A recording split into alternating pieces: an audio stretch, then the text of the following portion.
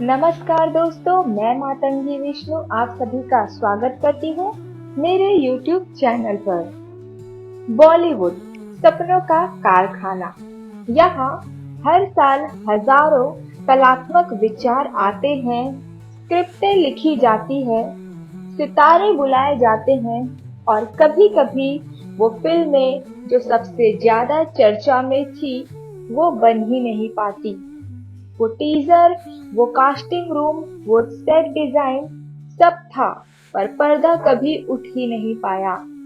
आज हम बात करेंगे उन फिल्मों की, कुछ तो आधी बनी, कुछ तो सिर्फ नाम तक रहे और कुछ इतने बड़े थे कि अगर बन जाए तो बॉलीवुड की तस्वीर ही बदल देते।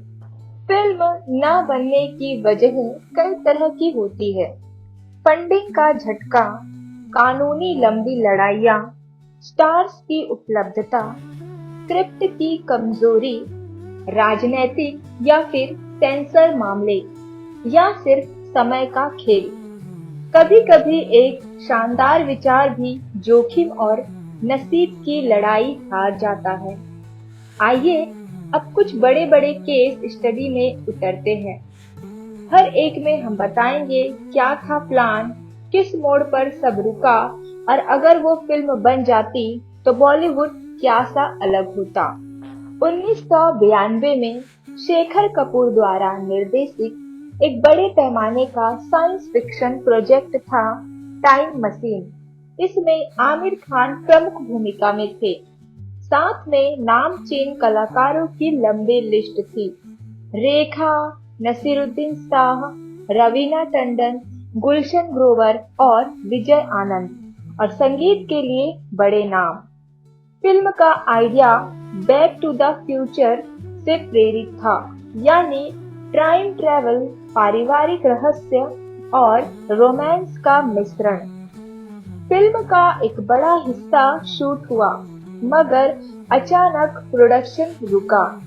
वजह थी मिली-जुली बजट के संकट, निर्देशक का विदेश जाना और फिल्म को पूरी करने की कठिनाइयां। Case study 2। सुजीत सरकार ने अमिताभ बच्चन के लिए एक दिल छू लेने वाली कहानी बनाई।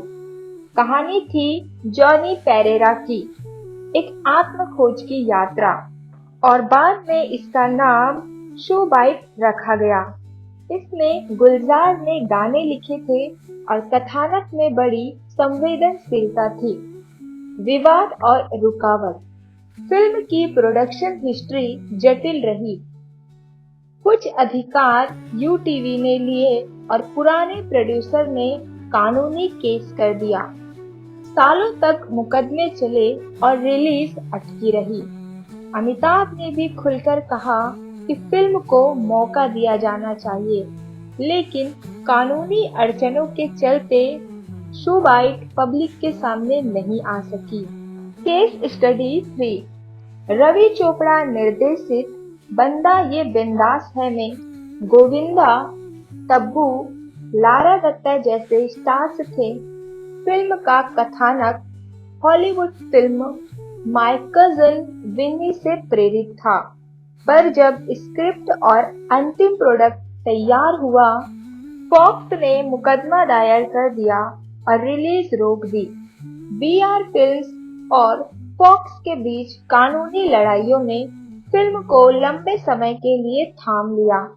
कुछ रिपोर्ट्स में कहा गया है कि मामला सुलझा, पर फिल्म रिलीज नहीं हो पाई। Case study 4। फिल्म है सुद्धि। ये करण जौहर की बड़ी प्रोजेक्ट थी। शुरुआत में ऋतिक रोशन और करीना कपूर का नाम इसमें जुड़ा। बाद में फिल्म की कास्टिंग बदलती रही। प्रोजेक्ट कई बार कास्टिंग चेंज और स्क्रिप्ट समस्याओं के चलते अटका रहा। Case study 5।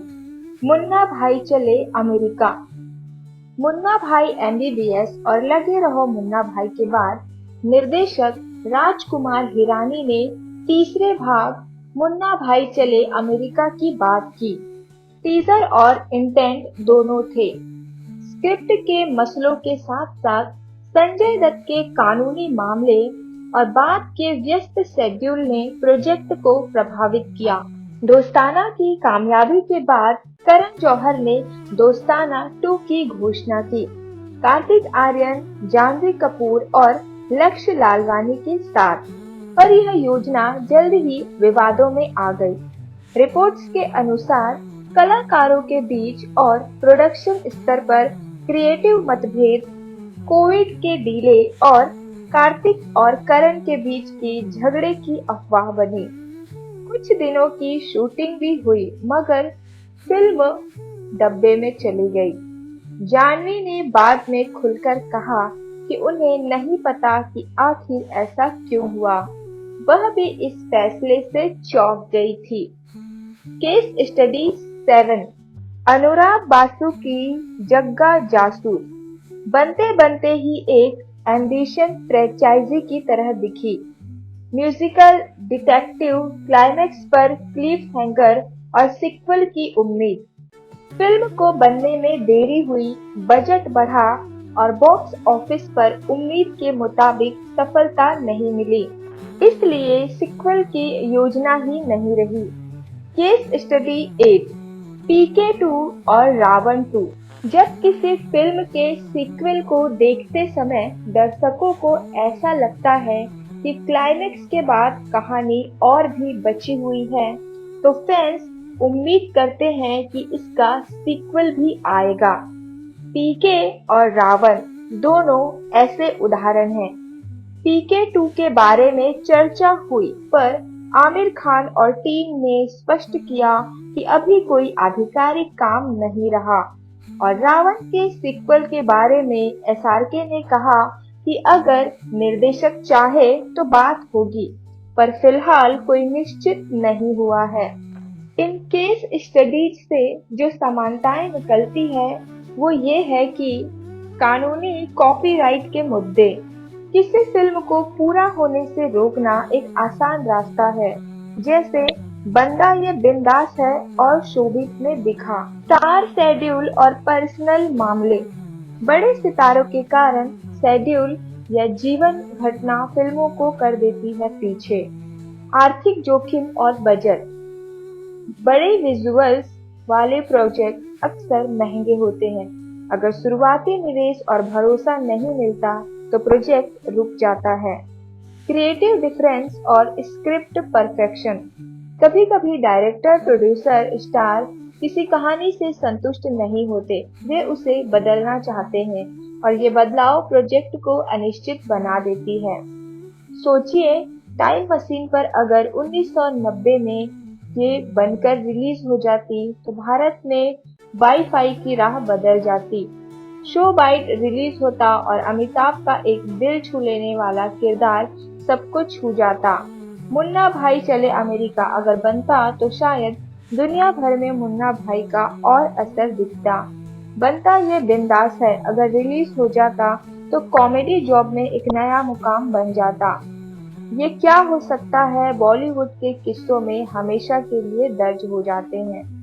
बॉलीवुड की ये खोई हुई फिल्में सिर्फ नहीं बने हुए प्रोजेक्ट नहीं, ये फिल्म निर्माण की अस्थिरता, कला और व्यापार के बीच की जंग और समय के साथ किए गए वादों की कहानी है।